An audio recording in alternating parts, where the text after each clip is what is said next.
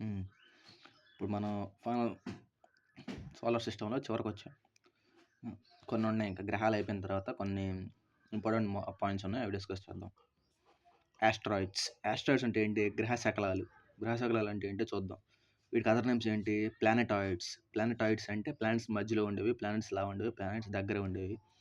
Minor planets అంటే కొన్ని గ్రహాలు కొన్ని రాళ్ళు కలిపి, కొన్ని గ్యాసెస్ కలిపి ఇలా కొన్ని ఫామ్ అవుతూ ఉంటాయి. అవే మనం ప్లానెట్స్ అని చెప్పుకున్నాం.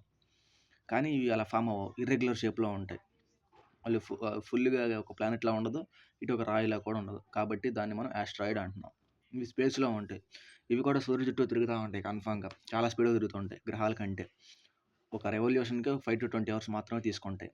అంతే. మరెందుకు ఇవి ప్లానెట్స్ అంటలేదంటే వీటికి శాటిలైట్స్ కూడా ఉంటాయి. ఎందుకు బ్రాకెట్స్ అంటే డెఫినిట్ షేప్ ఉండదు వీటికి. డెఫినిట్ షేప్ ఉండదు, సైజ్ ఉండదు.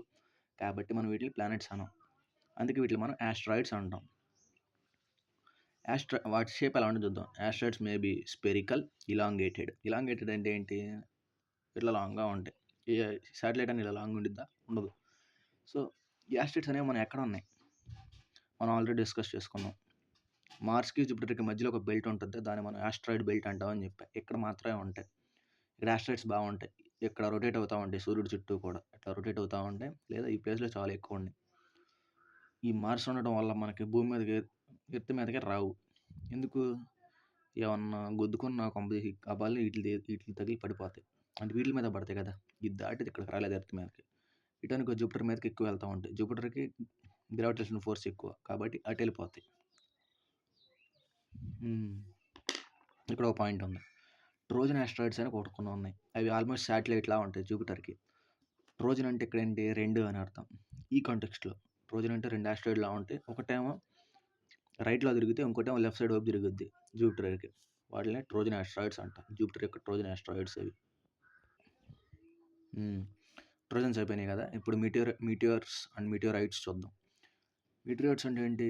ఉల్కలు, ఉల్కశిలాలు. మీటియోర్స్ అంటే ఉల్కలు. ఉల్కలు అంటే ఏంటి చూద్దాం. Meteors and meteorites are also called shooting stars. ఏవైతే మన భూమి మీదకి కానీ, ఏదైనా గ్రహం మీద కానీ తగులుతాయో వాటిని మీటియోరైట్స్ అంటాం. యాస్ట్రాయిడ్స్ అంటే ఏంటి? ఇక్కడ గ్రహాల మధ్యలో తిరిగే యాస్ట్రాయిడ్స్. ఒకవేళ ఈ భూమి మీదకి వస్తే అది మీటియోరైట్ అయిపోయింది. అది షూటింగ్ స్టార్ అంటే. ఇవేంటి అసలు ఎలా ఫామ్ అవుతాయి? అసలు ఎలా ఉంటాయి అంటే fragments of rocks due to collision of asteroid came to earth. ఇలా యాస్ట్రాయిడ్స్ అనేవి అలా తిరుగుతూ ఉంటాయి కదా! ఒకదానికొకటి తగిలినప్పుడు ఆ ముక్క భూమి మీదకి వస్తుంది. భూమి సర్ఫేస్‌లోకి ఎంటర్ అవుద్ది. అవి వచ్చినప్పుడు అలా కాలిపోతాయి. ఇలా మనకి అట్మాస్ఫియర్ ఉంటుంది కదా! ఓజోన్ లేయర్ దగ్గర మన అట్మాస్ఫియర్‌కి ఎంటర్ అవ్వంగానే అవి మొత్తం కాలిపోతాయి. వాటిని మీటియోరైట్స్ అంటాం. అలా కొలిజన్ అయినాయి. కొలిజన్ అంటే ఏంటి? గుద్దుకోవడం. ఇలా గుద్దుకోవడం కొలిజన్ అంటాం. Collision of asteroids came towards earth. వాటిని మీటియోర్స్ అంటాం. ఏదైతే దాటి మన భూమి మీదకి వచ్చిద్దో దాన్ని మీటియోరైట్ అంటాం. Meteor are large and do not burn completely.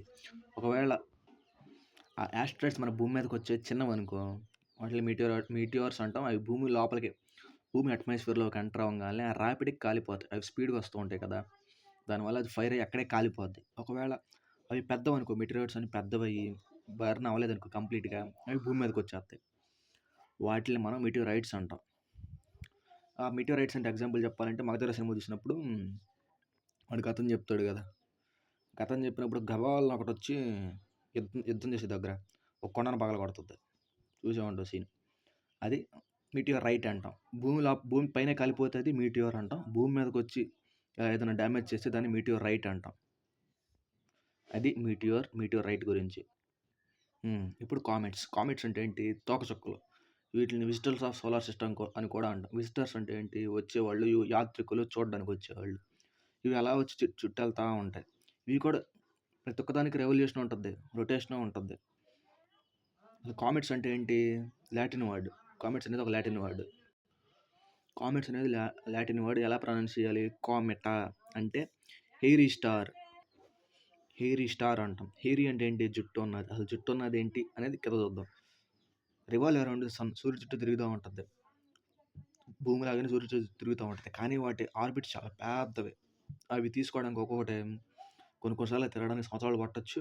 కొన్నిసార్లు 1000 సంవత్సరాలు కూడా పట్టొచ్చు. డికేడ్స్ కూడా పట్టొచ్చు. 10 సంవత్సరాలకు ఒకసారి తిరగడం, 70 సంవత్సరాలకు ఒకసారి తిరిగే తోకచుక్క కూడా ఉంది మనకి. అవి. కామెట్స్ అసలు కామెట్స్ ఎలా తయారయ్యాయి? అసలు ఏముంటాయి దాని లోపల చూద్దాం. కామెట్స్ అంటే తోకచుక్క. హ్మ్. కామెట్స్ అనేవి made up of frozen gases. Frozen అంటే ఏంటి? గడ్డగట్టిన గ్యాసులతో అవన్నీ కలిసి ఉంటాయంట. ఒక అవేమో ఉంటాయంటే గ్యాస్ ఉంటది దాని లోపల. రాళ్ళ మెటీరియల్ ఒకటి ఉంటది. మెటల్స్ కూడా ఉంటాయి. అంటే మెటల్స్‌ని తెలుగులో ఏమంటారు? లోహాలు. మెటల్స్ కూడా కలిగి ఉంటది. అవన్నీ గడ్డగట్టి ఉంటాయి. అది ఎప్పుడు మనకు కనపడుద్ది? తోకచుక్క అనేది ఎప్పుడైతే సూర్యుడికి దగ్గరగా వస్తదో, దగ్గరగా రావడాన్ని ఏమని చెప్పాను? పెరేగి. ఎప్పుడైతే సూర్యుడి దగ్గరగా వచ్చిద్దో అప్పుడు మాత్రమే మనకు కనపడతాయి. A comet is visible only it come close to sun. ఇలా సూర్యుడికి దగ్గరగా వచ్చినప్పుడు ఇది గడ్డగట్టి ఉండిద్దని చెప్పాను. గడ్డగట్టి ఉంది కదా! వేడి దాని మీద పడినప్పుడు ఏమైద్ది? ఐస్ మొత్తం కరిగిపోయిద్ది. ఐస్ మొత్తం కరిగిపోయి వెనక్కెళ్ళేటప్పుడు డస్ట్ దాన్ని పట్టుకుంటది. డస్ట్ ఇలా పట్టుకోవడం వల్ల మనం దాని తోక దానికి ఒక తోకలా తయారైపోద్ది. కాబట్టి దాన్ని మనం తోకచుక్క అంటున్నాం. ఇక్కడ మనం గుర్తుపెట్టుకోవాల్సిన పాయింట్ ఏంటంటే, టెయిల్ అనేది ఎప్పుడు సూర్యుడికి ఇవే ఉంటది. అంటే ఇది ఫేసింగు, ఇది ఇవే కదా! ఎందుకుంటది? ఇది మొత్తం కరిగిపోయి వెనక్కే కదా ఎళ్ళేది. కాబట్టి సూర్యుడికి ఎప్పుడు ఆపోజిట్‌లోనే ఉంటది తోకనేది. దాన్నే మనం టెయిల్ అంటాం. మనకెప్పుడు కనపడుద్ది ఇది? ఓన్లీ ఎప్పుడైతే సూర్యుడి దగ్గరకొస్తామో అప్పుడు మాత్రమే కనపడుద్ది. అది ఎప్పుడైతే సూర్యుడికి చెప్పా కదా ఆర్బిట్స్ ఎలా ఉంటదని. ఎప్పుడైతే అది పెరిగి నియరెస్ట్ డిస్టెన్స్‌కి వచ్చిద్దో అప్పుడే మనకు తోకచుక్క మనకు కనపడుద్ది. స్టార్స్. అది తోకచుక్క గురించి, కామెట్ గురించి. Stars. Stars stars are heavenly body made up of hot burning gases thus shining by their own light. అది స్టార్స్ అనేవి మంచి హాట్‌గా ఉన్న గ్యాసెస్‌తో బాగా ఫామ్ అవుతా ఉంటాయి. అంటే ఎగ్జాంపుల్ ఎలాంటివి? Hydrogen, helium. సన్‌లో ఉంటది కదా! హైడ్రోజన్, హీలియం న్యూక్లియర్ ఫ్యూజన్ కలవడం అది. స్టార్స్ అలా ఫామ్ అవుతా ఉంటాయి. హైడ్రోజన్ గ్యాస్ మంచి బర్నింగ్ గ్యాసెస్‌తో ఫామ్ అవుతా ఉంటాయి. ఎందుకు? ఒక స్టార్‌కి ఉండాల్సిన లక్షణం ఏమని చెప్పాను? దానికంతట అదే లైట్ ఇవ్వాలి. అప్పుడే దాన్ని మనం స్టార్స్ అంటాం. Shining by their own light. దానివల్ల లైట్ అదే సొంతగా ప్రొడ్యూస్ చేస్తుందనుకో దాన్ని మనం స్టార్ అంటాం. సన్ మరి స్టారా కాదా? అవును. ఎందుకు? అది దానంతట సొంతగా అదే లైట్ ప్రొడ్యూస్ చేస్తుంది. దేని మీద ఆధారపడట్లా. మూన్ అనేది స్టార్ కాదు. ఎందుకు? అది తొందరగా లైట్ ప్రొడ్యూస్ చేయట్లేదు కాబట్టి దానంతట అదే. ఇప్పుడు ఇంకా లోపలికెళ్దాం. అసలు ఏంటంటే స్టార్స్ అనేవి మనకు అంతే మనకు దూరం నుంచి చూస్తే ఎక్కడే ఉన్నారా? సేమ్ ప్లేస్‌లో ఉన్నారా అనుకుంటాం. కానీ అవి స్పీడ్‌గా తిరుగుతూ ఉండడం వల్ల దాని ప్లేస్ అంతే ఉంటదని అనిపించిద్ది. సపోజ్ మనం ఫ్యాన్ ఉందనుకో, హై స్పీడ్‌లో పెట్టాం. అది అంత స్లోగా తిరిగిద్ది. హై స్పీడ్‌లో పెడితే జస్ట్ అలా ఒక రెక్క అట్ట కనపడతా ఉండిద్ది. సేమ్ అలాగే ఇవి చాలా స్పీడ్‌గా తిరుగుతా ఉంటాయి. కాబట్టి అట్లా తిరగటం వల్లే మనకు ఆ పొజిషన్‌లో అట్లా కనపడతా ఉంటది అంతే. అదిగో stars are seem to be fixed but they have rapid motion. Rapid అంటే ఏంటి? Speed motion. ఇది స్టార్. హ్మ్. మనకి దగ్గరున్న స్టార్ ఏంటి? భూమికి దగ్గరగా ఉన్న స్టారు సన్. సన్ తర్వాత ప్రాక్సిమా సెంటారి. ఇగో ప్రాక్సిమా సెంటారి. సన్ తర్వాత మన దగ్గర ఉన్న స్టారు ప్రాక్సిమా సెంటారి. ఫస్ట్ భూమికి దగ్గరగా ఉన్న స్టార్ సన్. ఇది ఆఫ్టర్ సన్. ప్రాక్సిమా సెంటారి అనేది.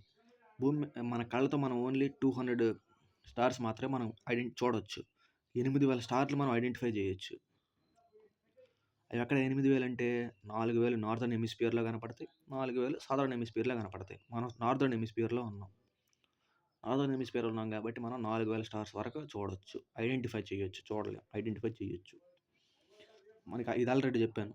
మనకెన్ని స్టార్స్ ఉన్నాయి యూనివర్స్ మొత్తం మీద అంటే 10 పక్కన 22 సున్నాలు పెడితే ఎన్ని స్టార్లు ఉన్నాయో మన యూనివర్స్ మొత్తం మీద అన్ని స్టార్లు ఉన్నాయి. అది స్టార్స్ గురించి. ఇప్పుడు కన్‌స్టెల్లేషన్ అంటే ఏంటో చూద్దాం. కన్‌స్టెల్లేషన్ అంటే ఏంటి? మనకి ఇప్పుడు స్టార్స్ అన్నీ ఎక్కడెక్కడ ఏదున్నదని మనం గుర్తుపెట్టుకోలేకపోతున్నాం. కాబట్టి ఆస్ట్రోనమర్స్ అంటే ఎవరు? A person who studies about the space. వాళ్ళు ఏం చేశారంటే, అరే మనకు కొన్ని ఇట్లా ప్యాటర్న్స్ పెట్టుకుందాం. ఆ ప్యాటర్న్స్‌లో ఈ స్టార్స్ ఉంటాయి కదా! అదే మనకి ఫిక్స్‌డ్ ఆ ప్లేస్ అయిపోద్దని ఒక కాన్‌స్టెల్లేషన్ పెట్టుకున్నారు. కాన్‌స్టెల్లేషన్ అంటే ఏంటి? Group of stars that are located in a identical or specific pattern. దాన్నే మనం కాన్‌స్టెల్లేషన్ అంటాం. మనం ఇప్పటిదాకా ఎన్ని కాన్‌స్టెల్లేషన్ గుర్తించారు? 88 కాన్‌స్టెల్లేషన్స్ గుర్తించారు. అసలు ఈ కార్యకలాపాలు అని ఎవరు చేసేది అంటే నాసా. నాసా ఇది ఎక్కడుంది? యూఎస్ఏలో ఉంది. మనకి ఇస్రో ఎలాగో యూఎస్ వాళ్ళకి నాసా అలాగా. నాసాకు అబ్రివేషన్ ఏంటి? National aeronautical space administration. National aeronautical space administration. ఈ నాసానే మొత్తం అసలు ఈ స్టార్స్ ఏంటి, స్పేస్ ఏంటి, ఇది మొత్తం స్పేస్ స్టేషన్ అంటే ఏంటి, ఇది మొత్తం చెప్తా ఉంటుంది. NASA important. మనకు అబ్జర్వేషన్ అడిగితే అడగొచ్చు, లేదా అంత ఇంపార్టెంట్ ఏం కాదు గుర్తుపెట్టుకోవడానికి. అసలు ఎక్కడి నుంచి ఇది ఎవరు ఇది మొత్తం చేస్తుంది, ఎవరి మొత్తం అనాలిసిస్ చేస్తుంది అంటే నాసా. ఆ కాన్స్టిట్యూషన్స్ మనం గుర్తుపెట్టుకోవాలని చెప్పే కదా, అలా కొన్ని కాన్స్టిట్యూషన్స్ మనం గుర్తుపెట్టుకున్నాం. ఒకటి అర్సా మేజర్, దీన్నే గ్రేట్ బేర్ అని కూడా అంటారు, బిగ్ డిప్పర్ అని కూడా అంటారు. ఆరియన్ రెండోది, దాన్ని హంటర్ అంటాం. Draco, dragon. ఇలా కాన్స్టిట్యూషన్ ఉండటం వల్ల మనకి రాసులు వచ్చాయి, రాశి ఫలాలు. వాటిని ఇంగ్లీష్లో జోడియాక్ సైన్స్ అంటాం. అవన్నీ ఉన్నాయి, 12 జోడియాక్ సైన్స్ ఉన్నాయి. అది స్టార్స్ గురించి, కాన్స్టిట్యూషన్స్ గురించి. ఇప్పుడు ఈ క్వాసర్ అంటే ఏంటో చూద్దాం. క్వాసర్ అంటే ఏంటంటే extremely active and luminous type of active bodies. ఇప్పుడు లూమినస్ అంటే ఏంటి, వెలుగు ఎక్కువ ఇచ్చేవి. ఇదే క్వాసర్ అంటే ఎక్కువ వెలుగు ఇచ్చేది, ఎక్కువ యాక్టివ్గా ఉండే బాడీస్ని మనం స్పేస్లో క్వాసర్స్ అంటాం. ఎగ్జాంపుల్ చెప్పాలంటే ఒక క్వాసర్ లూమినాసిటీ, ఒక క్వాసర్ ఇచ్చే వెలుగు 100 గ్యాలక్సీలు ఇచ్చే వెలుగుతో సమానం. అది గ్యాలక్సీల కంటే చాలా ఎక్కువ లైట్ ఎక్కువ ప్రొడ్యూస్ చేస్తూ ఉంటుంది. లూమినస్ అంటే లైట్ ఇచ్చేది. లూమినాసిటీ అంటే వెలుగు తీవ్రత. వెలుగు తీవ్రతను అంచనా వేసేది మనం లూమినాసిటీ అంటాం. అది క్వాసర్స్ అంటే. ఇప్పుడు మనం ఉన్న ఎర్త్ గ్యాలక్సీ గురించి తెలుసుకుందాం. ఎర్త్ ఏ గ్యాలక్సీలో ఉందని చెప్పాను, ద మిల్కీ వే. మిల్కీ వే అని తెలుగులో ఏమంటారంటే ఆకాశగంగా అని కూడా అంటారు. ఎందుకు మన మిల్కీ వే అని అన్నామంటే, మిల్కీ వే ఏ షేప్లో ఉంటుందని చెప్పాను, స్పెరికల్ షేప్లో ఉంటుందని చెప్పాను. ఇవన్నీ లోపల స్టార్స్ అన్ని తెల్ల కలర్లో మెరుస్తూ ఉంటాయి. తెల్ల కలర్లో మెరుస్తూ ఉండటం వల్ల దాన్ని పాలు తెల్లగా ఉంటాయి కదా, కాబట్టి వాళ్ళు మిల్కీ వే అంటారు, దాన్ని ఆకాశగంగా అంటారు. The Milky way, we live in a galaxy called Milky Way. The Milky Way is large and spiral shaped. దీన్ని చూడాలంటే ఆకాశంలో ఉంది. ఆకాశంలో చూడాలంటే మనం దేన్ని పెట్టి చూడాలి, టెలిస్కోప్ పెట్టి. టెలిస్కోప్ని కనిపెట్టింది వాడు గెలీలియో కనిపెట్టాడు. ఇక్కడ క్వశ్చన్, ఫస్ట్ టెలిస్కోప్ ద్వారా కనిపెట్టబడిన గ్రహం ఏంటి, first satellites to be discovered by the telescope ఏంటి, యురేనస్. కాబట్టి మనం గుర్తుపెట్టుకోవాల్సింది ఏంటంటే గెలీలియో అనేవాడు టెలిస్కోప్ని కనుగొన్నాడు అని మనం గుర్తుపెట్టుకోవాలి. మన గ్యాలక్సీ కదా, మిల్కీ వే గ్యాలక్సీకి చాలా దగ్గరగా ఉన్న ఇంకో గ్యాలక్సీ ఏంటి అని అడుగుతాడు. ఆండ్రోమెడా గ్యాలక్సీ మనకి ఇంకా చాలా మనకు దగ్గరగా ఉంది మిల్కీ వే తర్వాత. అది ఈ మిల్కీ వే గురించి. ఇప్పుడు నెబ్యులా అంటే ఏంటో చూద్దాం. నెబ్యులా అంటే ఆల్రెడీ డిస్కస్ చేసాం. Nebula is a huge Interstellar clouds of gas and dust that appears as faint. Nebula అంటే ఏంటంటే ఒక గ్రూప్ ఆఫ్ డస్ట్. ఎలాంటిది, గ్యాస్ ఉంటుంది, డస్ట్ ఉంటుంది, పిచ్చిగా ఉంటుంది, ఫుల్గా కవర్ అయిపోయి ఉంటుంది అది మొత్తం. They appear as bright as luminous clouds. ఉంటే అది రెండు రకాలు. అవి కనపడితే బాగా లైట్గా కనపడితే లూమినస్ కనపడితే, లేదా అసలు మరీ వర్స్ట్ కనపడతాయి, డార్క్గా కనపడతాయి యాజ్ అది నెబ్యులా అంటే. నెబ్యులా ఎక్కువ ఉన్న ఇది ఏమని చెప్పాను, ప్లానెట్ వీనస్ని వీల్డ్ ప్లానెట్ అని కూడా అంటారు చెప్పాను. వీల్డ్ ప్లానెట్ అంటారు ఎందుకు, నెబ్యులా దాని చుట్టూ కవర్ అయిపోయి ఉంటుంది, అది చాలా బ్రైట్గా కనపడుద్ది. అందుకే ఇక్కడ పాయింట్ ఉంది చూడు, అది కనపడితే చాలా బ్రైట్గా కనపడుద్ది లేదా డార్క్ కనపడుద్ది. Brightest planet and solar system ఏంటి, వీనస్. ఎందుకు, నెబ్యులా కవర్ అయి ఉంది కాబట్టి లైట్ బాగా ఎక్స్పోజ్ అయ్యింది నెబ్యులా కవర్ అయ్యి ఉంది కాబట్టి అక్కడ. అది నెబ్యులా అంటే. ఇంకా కొన్ని టర్మ్స్ చూద్దాం. అసలు దీంట్లో 2 టర్మ్స్ ఉన్నాయి, అవేంటే చూద్దాం. సూపర్నోవా టర్మ్స్, రెండు టర్మ్స్ ఉన్నాయి. సూపర్నోవా అంటే ఏంటి, ఎక్స్ప్లోజన్ ఆఫ్ స్టార్స్ ఎప్పుడైతే బద్దలవుతాయో దాన్ని మనం సూపర్నోవా అంటాం. ఎగ్జాంపుల్, ఎప్పుడు బద్దలవుతాయి, 2 స్టార్లు కొలిజన్ అవుతాయి అంటే ఎదురైతే వచ్చి గుద్దుకుంటే స్టార్స్ బద్దలైపోతూ ఉంటాయి, దాన్ని మనం సూపర్నోవా అన్నాం. రెండోది పల్సర్ అంటే బైక్ కాదు, పల్సర్ అంటే ఎక్కడ, న్యూట్రల్ స్టార్ అంటే దాని అర్థం ఏంటంటే ఒక ఎనర్జీ ఒకే ప్లేస్ నుండి ఎప్పుడైతే ఎనర్జీ పంపాలో, ఎప్పుడైతే కరెక్ట్గా కొట్టాలో, ఎక్కడికైతే కరెక్ట్గా వెళ్ళాలో ఈ పల్సర్ అనేది చేస్తుంది, ఈ న్యూట్రల్ స్టార్ అనేది. ఇదిగో ఫోకస్డ్ ఎనర్జీ ఎప్పుడైతే కరెక్ట్గా ఎనర్జీ ఇవ్వాలో, ఎంతైతే ఇవ్వాలో అది మొత్తం ఇది క్యాలిక్యులేట్ చేసుకుంటుంది, దాన్ని మనం పల్సర్ అంటాం. ఇప్పుడు బైక్స్ కూడా అంతే తీసుకొచ్చారు, ఎంత స్పీడ్ అయితే వెళ్ళాలి అది మన కంట్రోల్లో ఉంటుంది, ఎంత పికప్ అయితే ఇవ్వాలి అనేది పల్సర్ కొనే ఫీచర్స్, కాబట్టి దాన్ని పల్సర్ అనే కంపెనీకి పేరు పెట్టుకున్నారు. ఇక్కడ మనం కూడా గుర్తుపెట్టుకోవాల్సింది ఏంటంటే యాస్ట్రానమీ. యాస్ట్రానమీ ఒకటే, యాస్ట్రాలజీ ఒకటే. ఆస్ట్రానమీ ఏంటి? Study of space things. Study of space things అంటే ఆకాశంలోకి ఎలా వెళ్ళాలి, ఆకాశంలో ఎలా ఉన్నాయి, విశ్వంలోకి ఎలా ఉన్నాయి, ఇవన్నీ మనం డిస్కస్ చేయాలి, రాకెట్స్ ఎలా పంపాలి అని. ఆకాశంలోకి వెళ్ళే వాళ్ళు ఎవరు? అంతరిక్షంలోకి, స్పేస్లోకి వెళ్ళే వాళ్ళు ఆస్ట్రోనాట్స్ అంటాం. ఆస్ట్రాలజీ అంటే స్టార్స్, ఈ పంచాంగాలు ఇవన్నీ ఉన్నాయి కదా, అవి ఆస్ట్రాలజీ. జాతకాలు చెప్పేవాళ్ళు ఆస్ట్రాలజీ అంటే. అది ఈ సోలార్ సిస్టమ్ గురించి. ఇంకా నెక్స్ట్ టాపిక్ ఇంకోటి స్టార్ట్ చేద్దాం, కొత్త చాప్టర్. బాయ్.